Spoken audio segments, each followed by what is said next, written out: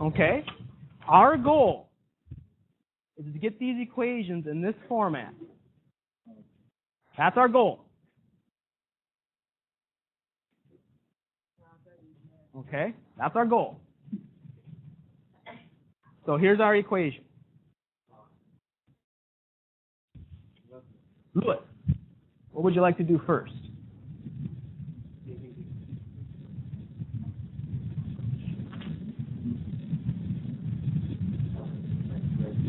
Yeah, why not? That's a good idea. Let's get rid of that 2x squared. Let's make it what? 4x squared. All of that. When you see 4x, did you replace it? It's 2x inside the parentheses. The whole thing has to be squared. Yeah. Okay. Amanda, what would you like to do next? Don't forget the diagonal story, right?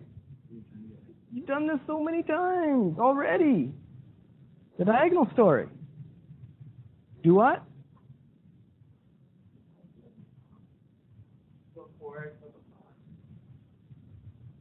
The goal is to get ax squared plus bx plus c equals 0.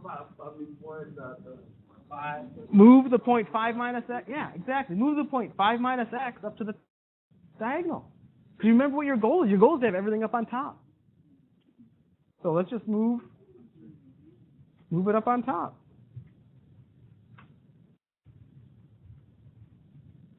Okay? Move it up on top. Jessica Rojas, what would you like to do next?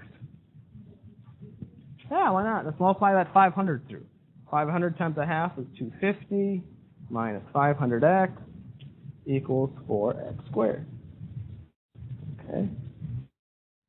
Now remember the goal. Mallory, what would you like to do now?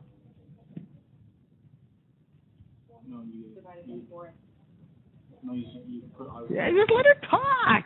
She wanted to move the 500x over here and the 250 over there. You could do that or move the 4x squared over here, right? Because now you have a calculator, so you don't really care whether the little number in front of the x squared is positive or negative.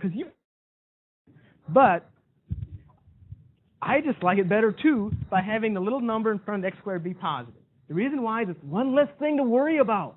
One less little minus sign. I agree with that, Polly. So I'm going to do what Mallory would said. Whoop. She moved that 250 and the negative 500x to the other side. You end up with 0 equals 4x squared plus 500x minus 250. Exactly.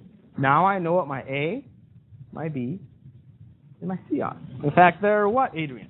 What's my little A? A is 4. Everybody, my B is 500. Now, what's the C? Negative 250. Because look at our goal. It's plus whatever it is. So let's copy it down. Okay. Now we plug it in. Whoop. We're plugging it into this. Okay. So a negative B. Negative 500 plus or minus the square root b squared 500 squared minus 4 times a times c. 4 times a times c. c is a negative 250. Divide all that by 2 times a, which is 4.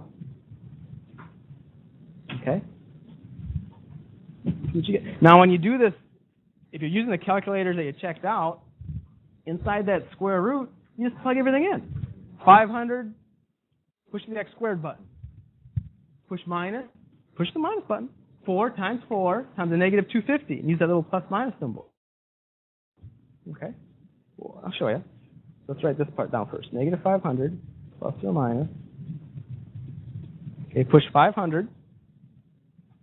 And then use the x squared for squared. Okay. Minus 4 times 4 times And push the little plus minus guy, he has to be negative. And I get 254,000. Okay. Yeah, you can do that. But I know you just plug it straight into the calculator. You can take that minus and combine the minuses, make it a plus, but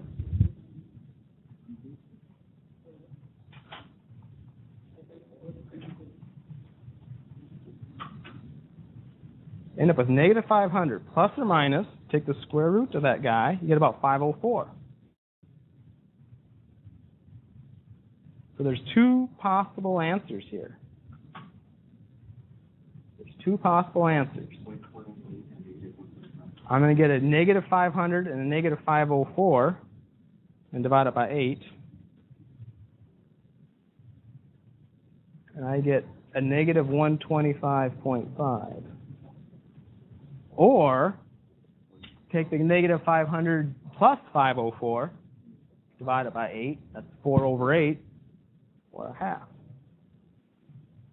So you should get those two answers, and they match